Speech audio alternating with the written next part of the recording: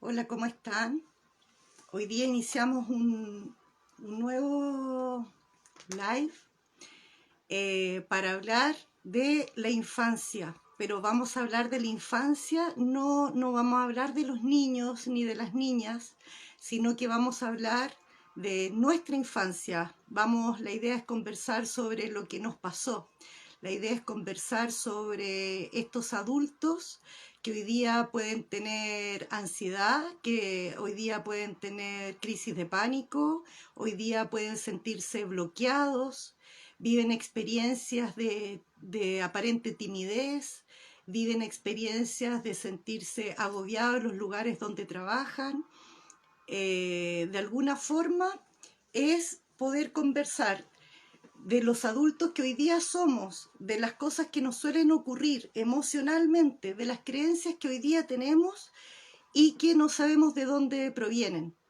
Y finalmente es poder comprender que todo esto tiene un origen que tiene que ver con la infancia, la infancia que hemos experimentado y que de alguna forma nos han ido calando. A mí en lo personal me ha tocado como terapeuta, si bien he atendido personas entre 7 años y 75 años, hay un grupo en común que serían entre 35 y 55 que vienen con distintas temáticas de bloqueos en no poder avanzar en sus proyectos de vida, en no poder concretar metas, en no poder concretar sueños, en sentirse completamente insatisfechos en los lugares de trabajo, o estresados, o agobiados, o temerosos.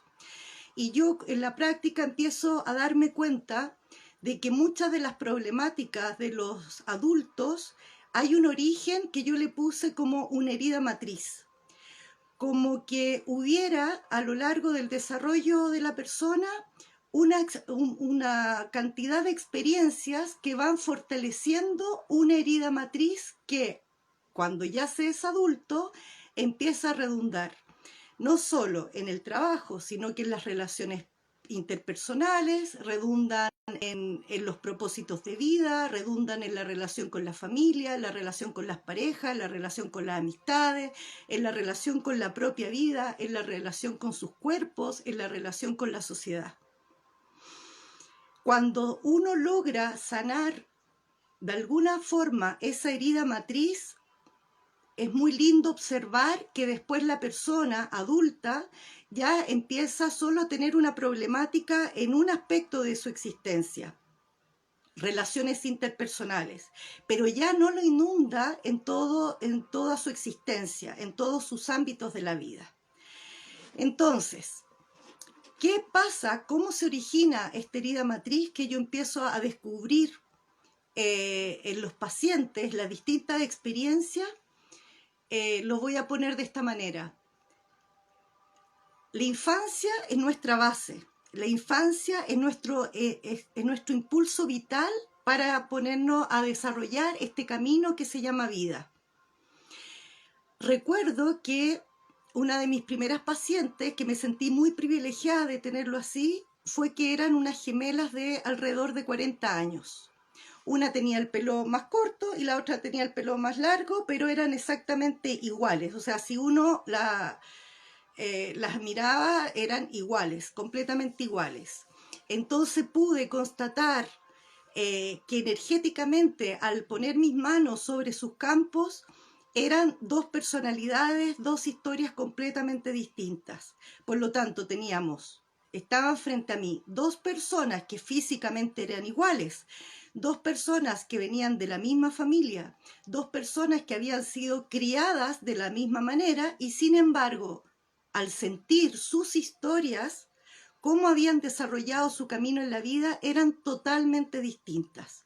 Mientras una era totalmente extrovertida, se sentía ganadora del mundo, sentía que nada era imposible, la hermana sentía que era débil, sentía que no tenía fuerza, sentía que se equivocaba en todo, sentía que era objeto de burla familiar. Entonces, además, se desarrolló un tema de una competencia entre una gemela y otra, en virtud de que se asumía como la ganadora la chica que tenía facilidad para hablar, facilidad para discutir, para instalarse en el mundo. En cambio, la chica que era más tímida era objeto de burla, de crítica, etcétera, ¿no? Esa experiencia que yo tengo con esas dos pacientes, que fue al comienzo de mi historia como terapeuta, para mí fue muy marcadora porque me logró dar ese puntapié de observar con mayor detención cuánto nos han afectado las experiencias de niñez. Y empecé a descubrir que de una u otra forma hay varias emociones y experiencias en común entre una persona y otra, que indistintamente si es hombre o mujer, si son personas que vienen de familias con muchos recursos o de pocos recursos, son algunas características que se van repitiendo. En algún minuto, voy a bajar la música porque me distraigo de nuevo, mejor no sé para qué pongo la música, ya. En algún minuto me doy cuenta, canalizando a un paciente, que era tan obvio lo que teníamos al frente y que a veces lo olvidamos, no tomamos conciencia. Y en el fondo es comprender que niños y niñas son seres humanos en desarrollo. Es muy distinto cuando uno le toma el peso a que son seres humanos en desarrollo a decir que es un niñito, que es una niñita. Porque al ponerlo en la categoría de niñito o niñita, finalmente se transforma en una especie como de cositas que no entienden nada, como plantitas que están creciendo, impulsivas, ignorantes, a las cuales hay que dirigir. Pero si uno comprende que son seres humanos en desarrollo, la mirada puede ser otra y es, bueno, es mi responsabilidad guiar a estos seres humanos en desarrollo. Está en mis manos tener una hija o un hijo al cual yo poder guiar con mi experiencia para que se desarrollen en la vida. Como esa mirada es bastante escasa en cuanto al desarrollo que tienen los niños y niñas, nos encontramos con conflictos que se van repitiendo muchas veces entre unos y otros. Y uno de esos conflictos tiene que ver, primero, que un ser humano necesita ser validado. Un ser humano necesita sentirse que es valioso. Un ser humano en desarrollo necesita sentir que no está solo, que puede ser contenido, que puede preguntar, que puede disentir, que puede ocupar un espacio. Si ese ser humano en desarrollo, esta niña o este niño no lo tiene, que es lo que nos pudo haber pasado a la mayoría de nosotros como adultos, empiezan las creencias, se empiezan a enquistar creencias. ¿Qué creencias? Yo no soy valiosa. Nadie me escucha, nadie me ve. Lo que yo digo son tonteras. Lo que yo pienso no le importan a nadie. Entonces, de alguna manera, eso que son estas creencias, estas conclusiones que va sacando un niño o niña en su primera etapa, los primeros 7 años, los primeros 10 años, finalmente el resto, el ciclo que viene después es una especie de reproducción de esas creencias, de esas emociones que no fueron resueltas. A todos los amigos que se están incorporando, gracias por sumarse y estoy absolutamente abierta a que hagan sus consultas, que hagan sus reflexiones, etcétera, y yo en la medida que pueda voy a ir resolviendo y respondiendo lo que ustedes quieran, lo que ustedes necesiten. Bueno, cuando nos topamos con estos conceptos de ser valioso, de ser... de tener un lugar, etcétera, uno dice, sí, pero es muy abstracto. Entonces nos vamos a dar cuenta que no es tan abstracto y que experiencias que pueden haberse repetido en millones de casas afectaron de una forma mucho más profunda de lo que se creyó. Yo vengo de una generación que era muy común que los niños no opinaran en la mesa. Los niños no opinan porque estamos en conversaciones de adultos. Incluso era común que los niños los ponían en una mesa aparte para que los niños estuvieran con niños. Si bien es una medida que puede ser necesaria en algunas circunstancias, cuando esto se reproduce en todas las experiencias de comidas en conjunto, en comidas familiares, que los niños están en un lado y los adultos son otros, implica que más de uno de esos niños puede creer que su pensamiento, las cosas de las cuales se da cuenta, no son validadas, no son importantes, son tonteras. Y eso se va fortaleciendo a lo largo de los años pensando que mi opinión no es importante o que mi opinión no le interesa a nadie.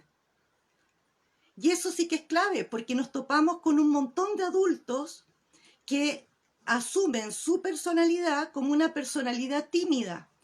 Como me da mucha ansiedad decirle a mi jefe que me siento incómoda con lo que estoy haciendo. Me da mucho nervio decirle a mi mamá de que cada vez que me llama y yo estoy ocupada en tal situación, ella se vaya a enojar, se vaya a sentir. Entonces nos topamos con un montón de adultos, hombres y mujeres, con ciertas como pulsaciones de miedo, de nervio, de culpa, de angustia, de ansiedad, y que le echamos la culpa a lo que nos pasó recién.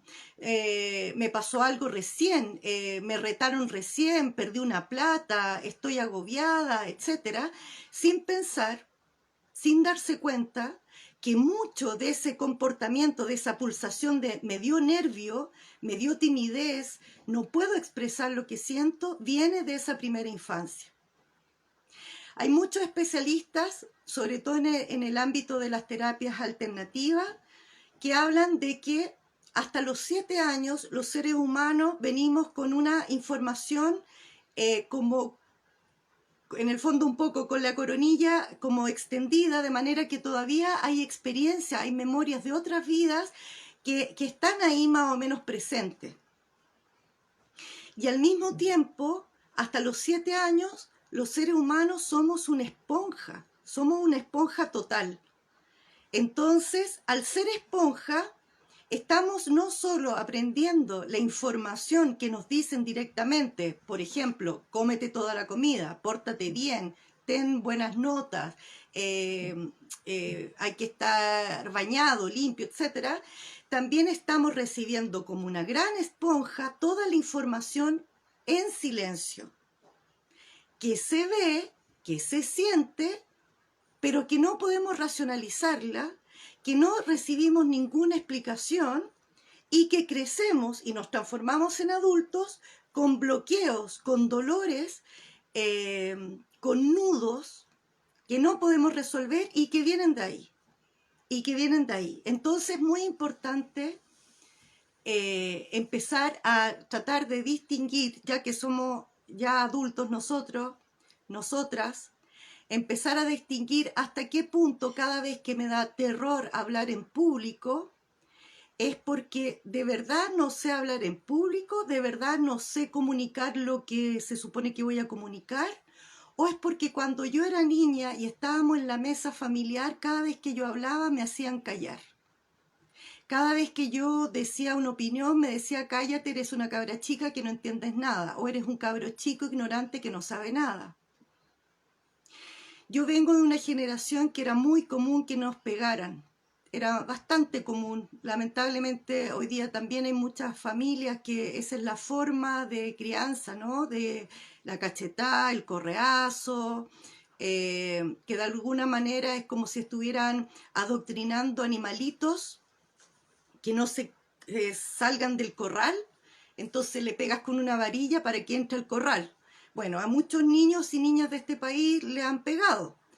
Y la verdad que si hay algo más dañino que la violencia física y psíquica, de verdad, bueno, estaría el abuso en el fondo, que ya sería más grave, y son temas a los cuales no me quiero remitir hoy día, porque son temas más delicados y que yo creo que merecen como un live solo con esas problemáticas que son más álgidas, más duras para cada uno de nosotros, ¿no? Entonces, pero basta algo tan sencillo como que esas experiencias de no haber sido validados, de habernos dicho, por ejemplo, pórtate bien, y si no te portas bien, te voy a castigar, te voy a pegar, no vas a ir a la fiesta o algo, implica que se genera un condicionamiento. No pasó de largo esa información. Es muy probable que esa persona en el futuro, como adulta, se desarrolle con el miedo a que en cualquier minuto va a ser castigado, va a ser castigada, que en cualquier minuto va a ser golpeado, después va a ser metafóricamente golpeado. No va a ser literalmente golpeado, pero sí metafóricamente. ¿Y cómo va a ser golpeado metafóricamente ese adulto? Con las experiencias que uno siente que va directo al estómago. Confías en alguien, pides ayuda en alguien y te traicionan. Es un golpe. Ah, no puedo confiar. Recuerdo que mi mamá me dijo que lo único que podía confiar era en la familia. O recuerdo que la única persona que podía confiar era en ella. Entonces yo de adulta se me ocurre confiar en alguien que no es de mi familia y recibo el golpe. Porque eso fue lo que me enseñaron. Y esa es la pulsación y yo la voy a seguir repitiendo. A todos los amigos, insisto, que se están sumando, estoy súper abierta a que me hagan preguntas, que hagan reflexiones, quizás de alguna experiencia. Me estoy remitiendo a la niñez de nosotros adultos, hombres y mujeres, de esa niñez que nos marcó, que fue nuestro piso primario y que de alguna manera nos fue afectando a lo largo de la vida. Cuando un niño... Ojo, que todo esto que estoy conversando no es para poner en el banquillo de los acusados a los papás, ni ponerlo en la plaza pública, no tiene nada que ver, aquí no nos vamos a ir a ningún tema de juicio porque no tiene ningún sentido, sino que la idea es que tomemos conciencia de que cuánto nos pudo haber afectado experiencias de niño o niña y que hoy día todavía nos están marcando.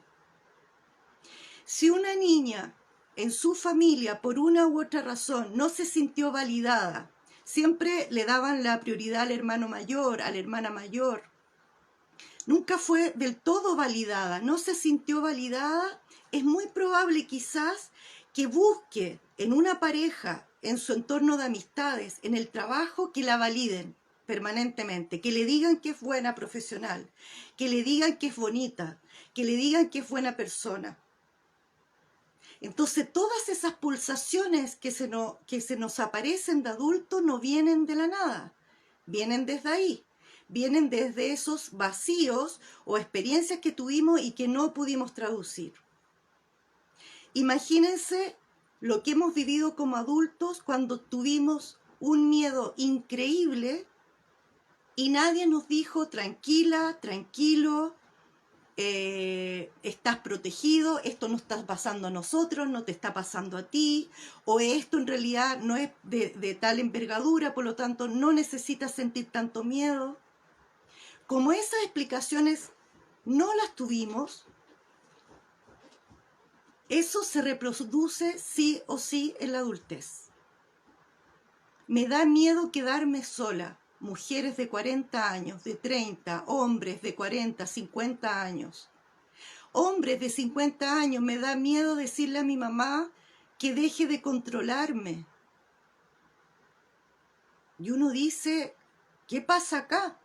Entonces es comprender en qué estado, y esa es la invitación de este live, en qué estado está nuestro niño, nuestra niña interna. ¿Cómo está? ¿Cuán validado se siente? ¿Cuán protegido se siente? ¿Cuán asustado se siente? Estaba pensando en esos papás o mamás que por esta protección a los hijos, porque ellos tienen miedo de la realidad, de la experiencia de estar vivos, son muy sobreprotectores de los hijos, de las hijas. Y esa sobreprotección se termina traduciendo en que no permiten que ese niño o niña descubra o exprese su propia naturaleza. No permite que la persona, niño o niña, descubra sus límites. Entonces después, cuando es adulto o adulta, ¿qué ocurre? Que no sabe poner límites. No sabe decir que no, porque se siente culpable, porque se siente mal, siente poca generosidad, se siente egoísta. Y resulta que es bastante más simple. Uno necesita descansar, uno no vino a sostener el peso de la historia de todo el resto, ni de todas las amigas, ni de toda la familia, ni de todo el trabajo, ni de todo el país. No. Cuando uno comprende que no vino a sostener el peso de nadie, que cuando toca sostener el peso de alguien, es algo excepcional, no es algo permanente.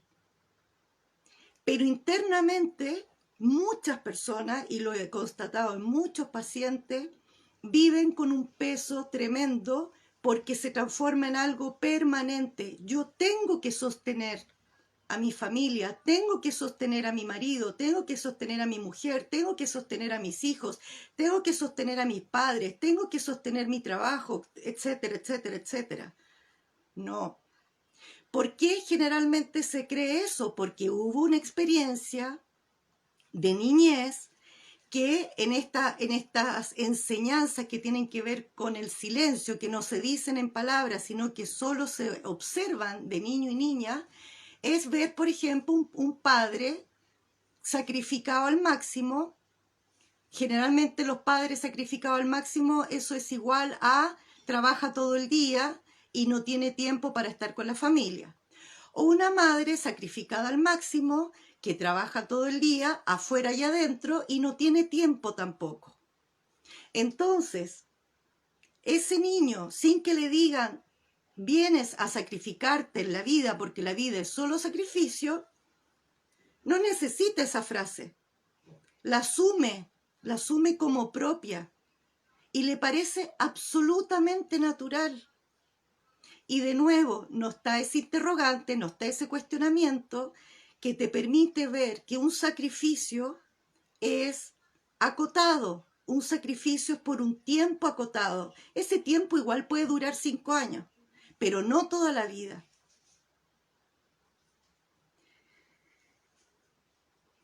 Hay cosas, hay cosas que son súper como complejas, y que yo creo que a todos nos ha pasado, y ahí vuelvo al tema el cuento de los castigos, el tema de la violencia física o psicológica, el famoso concepto del pórtate bien. A todos nos pasó, pórtate bien, pórtate bien. ¿Qué es pórtate bien? ¿Qué significaba portarse bien? ¿Qué se entiende por portarse bien? Finalmente, portarse bien es haz lo que yo te estoy diciendo. Te callas y obedeces, comes y te callas. Haz lo que yo te digo.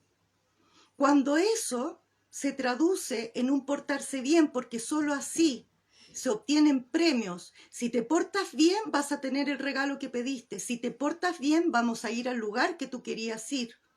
Entonces, igual que un perrito, como los perritos de Pavlov, resulta que ese portarse bien implicaba que el niño no escuchaba su naturaleza, o niña, aunque estuviera profundamente incómoda, y en virtud de ese premio se portaba bien. ¿Qué nos pasa como adultos?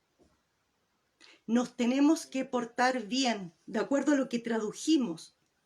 Entonces tengo que portarme bien para que la gente me quiera, para que la gente me rechace. Eso aprendí. Entonces, finalmente, el portarse bien no es responder a tu naturaleza, y no se trata de que seamos unos salvajes, unos desproporcionados, una persona sin límite. Tenemos que mirarlo con la altura de mira, que en el fondo ese portarse bien implica que tal vez yo no soy generosa porque me nace, sino que soy generosa porque quiero que me quieran. Tal vez yo no soy no hago sacrificios porque me nace, sino que hago sacrificios porque yo necesito que después me validen y digan que soy buena persona. Yo no ayudo a mis amigas o amigos porque me importan, porque soy empática y me pongo en el lugar de ellos y lamento mucho lo que les ocurre cuando están en conflicto, sino porque quiero que digan que soy una buena persona, soy una buena amiga. Es como, ¿han visto eso que igual da risa? Cuando McDonald's empezó a poner, la cadena McDonald's empezó a poner esto del mejor funcionario, el mejor empleado, el empleado de la semana. Igual a mí todas esas cosas me dan escalofrío, porque era como también, era el premio que se daba cuando uno estaba en el colegio, el mejor compañero, la mejor compañera. Todos éramos buenos o medios buenos compañeros, pero ese premio generalmente se le daba al que no expresaba todo lo que era, no decía todo lo que pensaba, era el que estaba ahí siendo bueno, correcto, adecuado. Incluso si miran para atrás y alguna de las personas que me está escuchando se siente interpelado con lo que estoy diciendo de chuta, yo era la buena del curso, traten de recordar hasta como su físico. Es muy probable que su físico era muy, muy correcto, muy estirado, muy limitado, muy apretado. Uno cuando es niño vino a experimentar y que ojalá esos seres humanos adultos los puedan guiar. Cuando se guía, la idea es que se guíe de acuerdo a la naturaleza de ese ser humano chiquitito que es un hijo, un niño, una niña. Eso es trabajo, eso es tiempo, eso es dedicación. No significa estar 24 horas del día observando, captando todo lo que hace un hijo, porque eso es agobio, es agobiante. Se trata simplemente de conectar que ese ser pequeñito es otro ser. De hecho, todos hemos tenido quizá en algún minuto el conflicto de decir, es mi hijo, por lo tanto me va a entender porque como es mío, entiende mi lenguaje.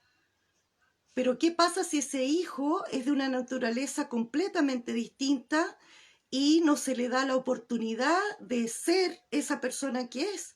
Y para eso tenemos que escucharlos, tenemos que ver cómo funcionan, tenemos que ver qué cosas le llaman la atención, qué cosas cuando se sienten incómodos. Aquí la Ale dice, pórtate bien, para mí era evitar un reto de mi mamá. Y claro, incluye ser como mi mamá quería y que probablemente lo que yo quisiera estuviese malo. Exacto, Ale. O sea, tiene mucho que ver con esa represión. Ah, mi impulso entonces no está validado.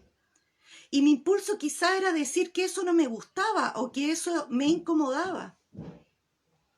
Es súper complejo. Igual al cierre de este live, para que hoy día yo estaba, ¿saben qué? Estaba súper nerviosa con este live porque yo también me muevo. Por dentro se me movían las emociones porque uno se va acordando de cosas dolorosas y uno dice, pucha, qué lata que lo viví así, qué ganas de haberme, que haya sido de otra manera, ¿no? Bueno, yo estaba como nerviosa con este live. El tema es que quiero decirles que al cierre les voy a dar un ejercicio que espero les ayude a ir a abrazar a ese niño o niña interna. ¿Ya? Vamos a hacer un ejercicio, les voy a sugerir un ejercicio para que esto no quede ahí como que yo le hice remover recuerdos, emociones y se quedan ahí para la casa mal, ¿no? No es la idea, no es la idea. Así que después viene como un ejercicio. Acá una amiga dice, claro, es entregarle conciencia a un ser pequeñito. Claro, pero para entregarle conciencia a ese ser pequeñito, primero, sí o no, tenemos que ser conscientes nosotros de nosotros mismos. Y acá me voy con un concepto también bien interesante, el tema de los derechos. Y yo pensaba, yo no necesito un código o una constitución o un libro cualquiera para que me diga que yo tengo derechos. ¿Ya?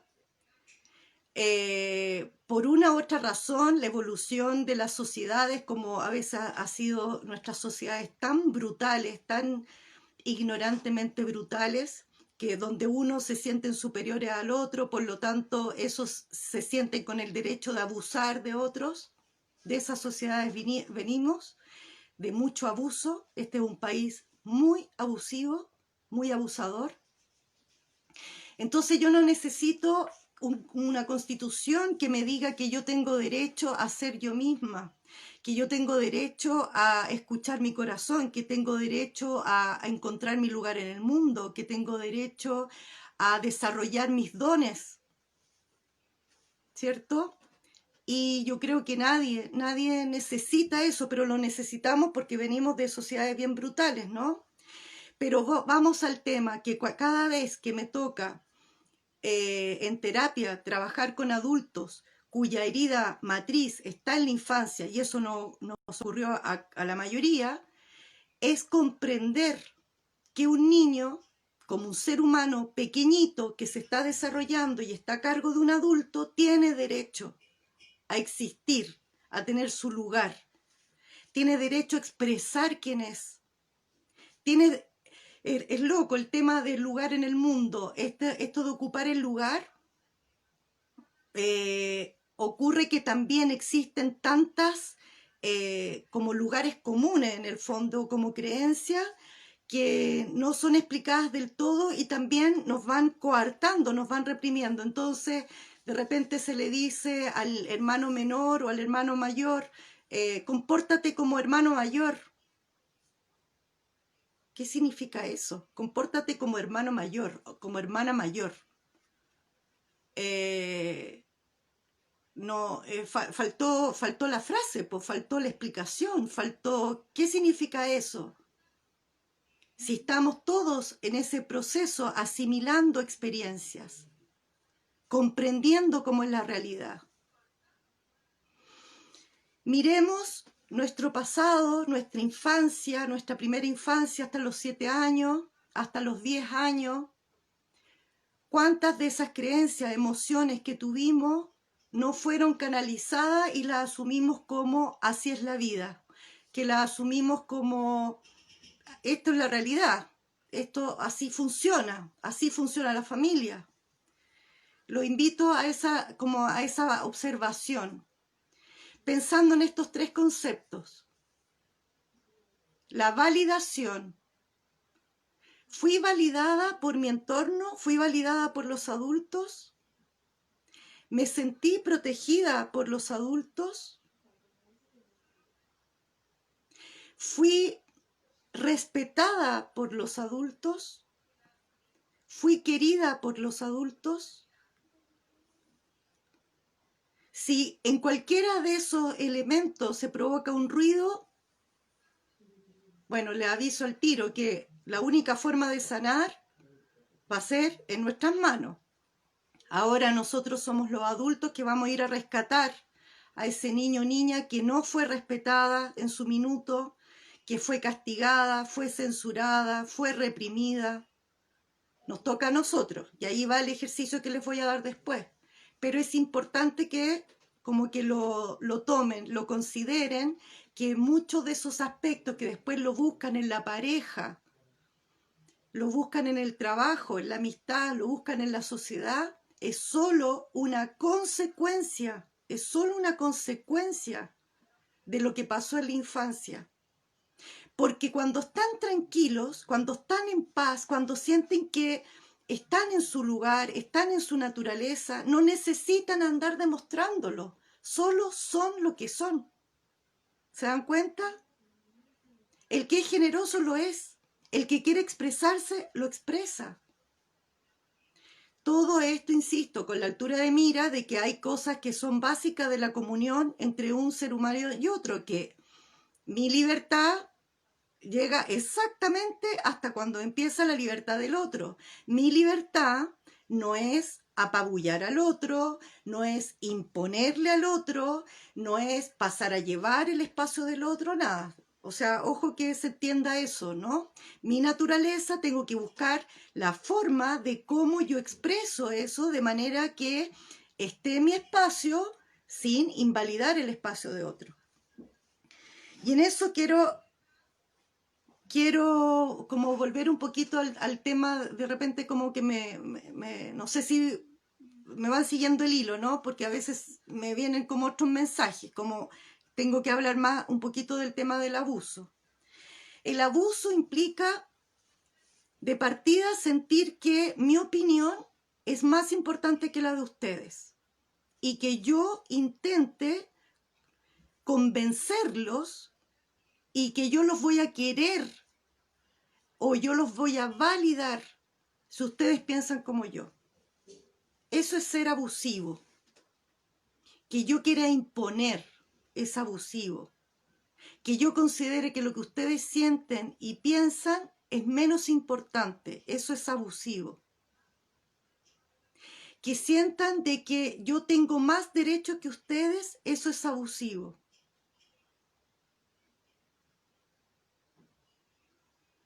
Y la verdad es que la vida no va por ahí.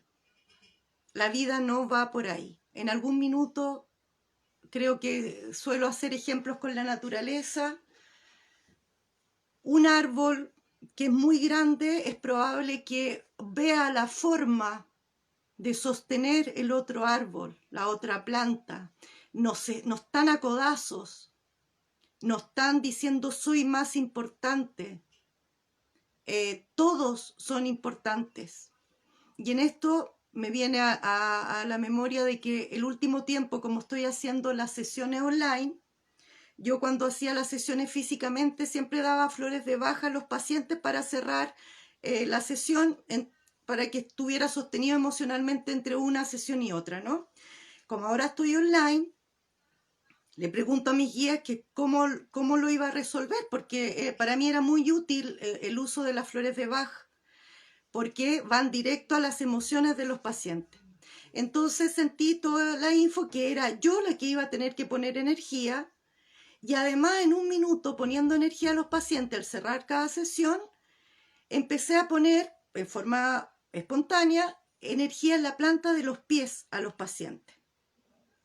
Y me empiezo a dar cuenta que empecé a canalizar energía que venía de la tierra. Pongámosle la tierra, la energía madre, la energía que nos sostiene. Y desde ahí han salido una cantidad de mensajes que los he ido anotando porque son maravillosos y se comprenden que son súper distintos a la información que canalizo de los guías, que es como una comprensión de otra forma. Y hoy día a una paciente me decía, la tierra, decía, no te avergüences porque las flores no se avergüenzan de su color, ni de su tamaño, ni de su forma. Te doy la vitalidad para que comprendas que no tienes de qué avergonzarte.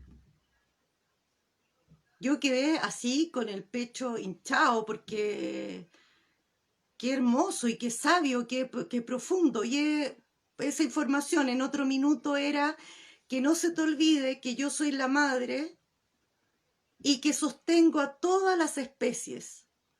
Todas las especies. Nadie es superior a otra especie.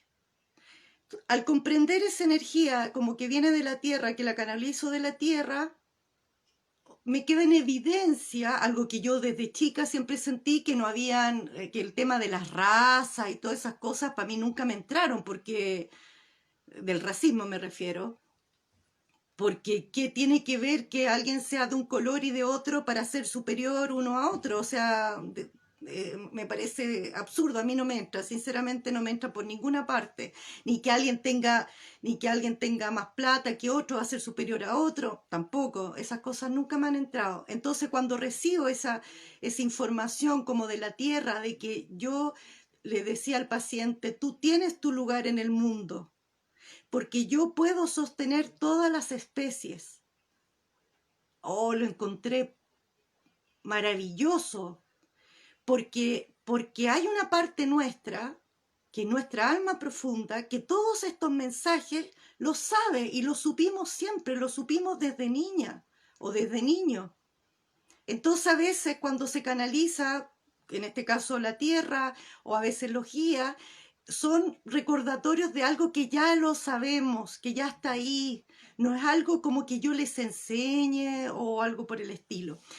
La Ale dice, el que te diga porque yo lo digo o porque yo soy el papá, la mamá, el jefe, tu profesor, etcétera, para mí son frases abusivas y que se escuchan muchísimo.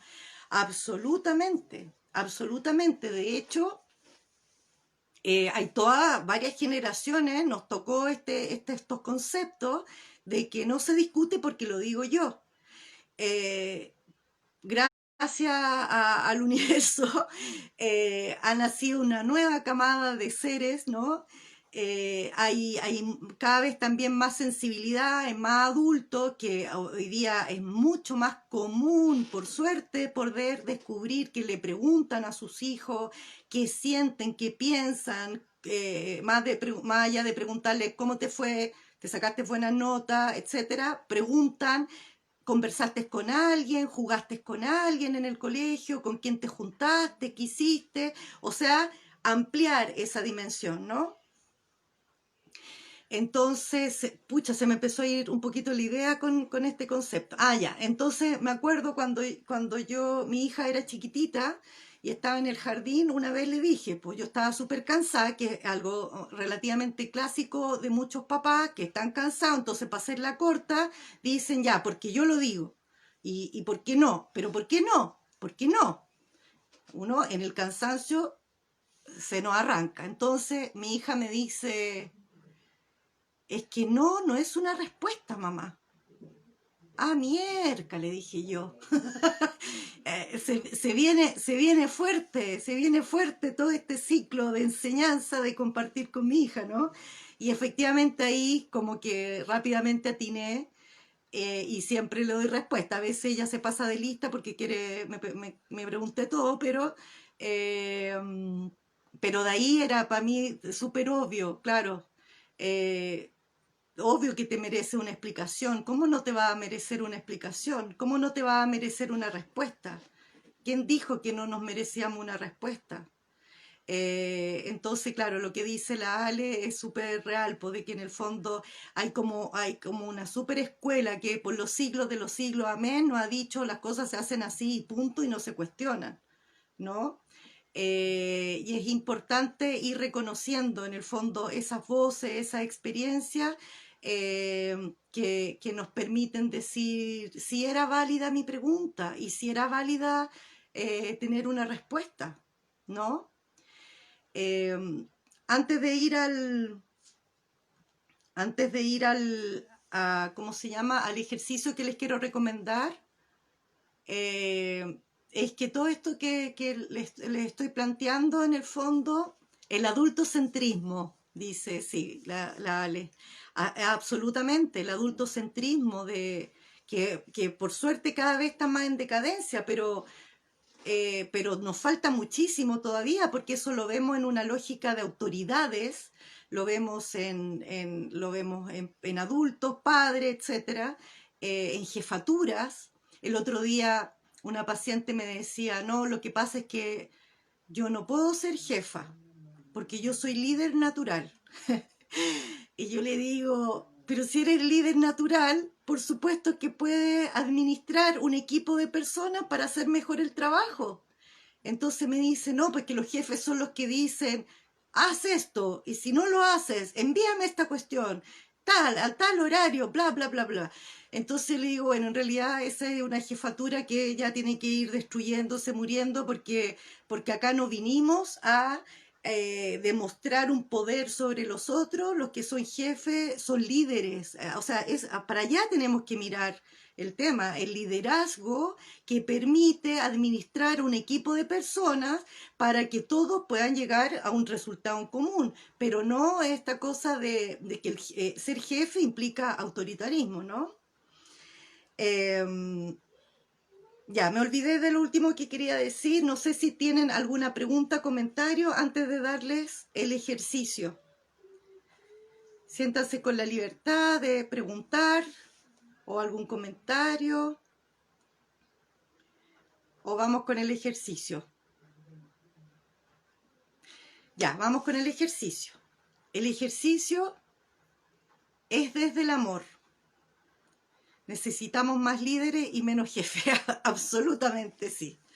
Pero los líderes van a empezar a aparecer en la medida que sanemos nosotros mismos, ustedes mismos que me están escuchando, capaz que todos tengan una calidad de liderazgo y que no han sanado esa conciencia de decir, yo puedo guiar a un equipo, yo puedo transformar, aportando desde mi organización, de mi mirada organizativa, y por eso voy a liderar este equipo de trabajo y no por ser jefe por ser jefe. Ya, la doctora del mundo nos pregunta, ¿qué pasa cuando hay excesos y los niños deciden todo? Bueno, en eso es un poco lo que lo planteaba un poquito antes, que en el fondo lo voy a poner como un ejemplo de la naturaleza. Pensemos en el agua como el elemento que es más como inasible, en el sentido que se nos desborda, y si nos desborda nos inundamos, que vendría a ser la metáfora de nuestras emociones también, ¿no? Si ese río o ese cauce, primero pensemos que el cauce es el niño, son las emociones de ese niño. Si ese cauce yo lo altero, lo achico, por lo tanto le quito el espacio natural, o lo extiendo, cualquiera de las dos alteraciones atentan contra la naturaleza de ese niño o niña, de ese río. Por lo tanto, hay que comprender que el concepto de límites es absolutamente necesario. Pero lo que tenemos que sanar es que el límite no es igual al abuso. Poner límites no es igual al abuso. Poner límites es hacerle entender al otro que cuando tu libertad termina, empieza la libertad del otro, o al revés, tu libertad termina cuando empieza la libertad del otro. Por lo tanto, es comprender que vivimos en comunidad y dentro de una propia familia y comunidad. Si uno quiere hablar, todos tienen derecho a hablar. Si uno quiere expresar sus emociones, todos tienen derecho a expresar las emociones. ¿Qué pasa si mi emoción desborda y inhabilita las emociones de los otros? Estamos pasados de raya. Los límites son propios de la naturaleza. Por lo tanto, tenemos que ir comprendiendo nuestros propios límites.